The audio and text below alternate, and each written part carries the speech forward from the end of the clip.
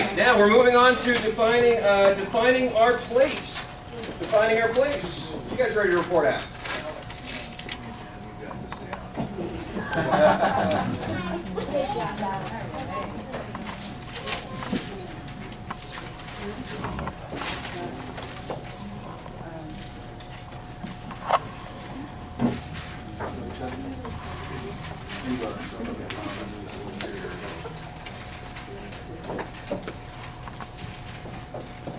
Alex came in on the last group, but he was the most vocal. He had lots of ideas. So just give it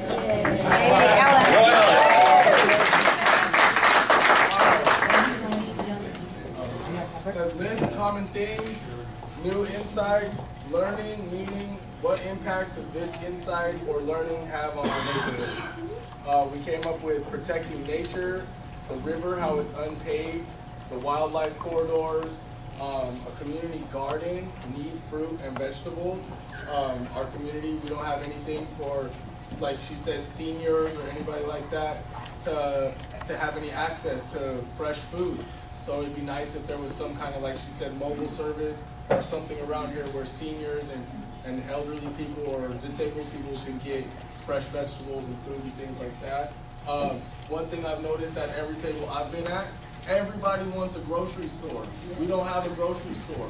It would be nice to not have to drive 5 miles to go get, eggs, milk, bread. So it would be nice to have a grocery store. A community center. This is the only center that we really have other than the 2 churches and things like that in our neighborhood. And unless you are that particular religion or you choose to go to that church, you don't really know what's going on over there. The other services they could offer is like youth services, like maybe like some of you have been saying, put some kind of small sports thing, like basketball courts are a lot smaller than a baseball field or a football field, you can have things like that. And yes, like she said, a skate park, that keeps, that's more modern. Kids nowadays like to skate, you can get them off the street and get them together. Other services like for the youth, seniors, we can have some type of thing where we can help the homeless people gather and get off the streets in our neighborhood, get them someplace where it's easier for them to get help and get them, what they need.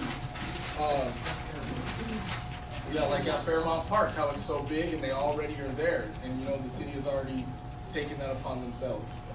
Things that we noticed that we need to reduce traffic, semis, and stuff like that on the streets, safer, because we don't want more traffic. We don't want the streets to start getting cluttered up. They're not very big.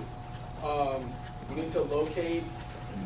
Oh yeah, that's along with her idea, like a mobile vegetable fruit thing, where they drive around kind of like that Schwann's, where they bring elderly people their meals, or Meals on Wheels, something like that, but for fruits and vegetables to allow people who don't have access or time to go to the grocery store either during the day or they don't have transportation, they now have access to them. Celebrate like our old town businesses, like on Main Street and the Adobe that we have up there, like rely on that, use that to help build our community because those are our historical pieces and that's what makes our north side the north side. Otherwise we're just downtown and we're just gonna put up modern stuff and put the bell on it and say, hey, this is Riverside. How many people think that? Everybody, right? You don't have to set the bell on everything calling Riverside. Take advantage of what we have. Celebrate the farms along with that, like our heritage. Like up here used to be a dairy. I personally don't see any buildings up there. I've never seen a cow right there. I grew up in this area my whole life. I've never seen a cow right there. They need to change that. The dairy farms, cleaning up our neighborhoods, the homelessness and things like that. Like, mostly in this area we don't have too much bad stuff going on, but if you start digging in there, this apartment complex, it's already bringing in, cars that don't look so good sitting on the side of the road. A Mercedes looks a lot better than a car missing a bunch of wheels. You know what I mean? What would you rather see? A nice newer car or a bunch of broke down cars? I'm not saying that low income or whatever, but it's simple, you want to make sure that your neighborhood looks good and it's well kept, that keeps your property value good, lets you know that your neighbors are maintaining their stuff and that they care about their home as well. That's just as good for you. And then right here, promote water wells. So how we have all this natural water delivery coming through here, let's take advantage of that. Like if we do put in a botanical garden or something over here, let's use that water that's coming from over here and let's water that. Let's not use the city's money, our tax dollars, to pay for something when we have thousands of gallons of water right here to water it. And it's got all the minerals and stuff from our mountains. Let's take advantage.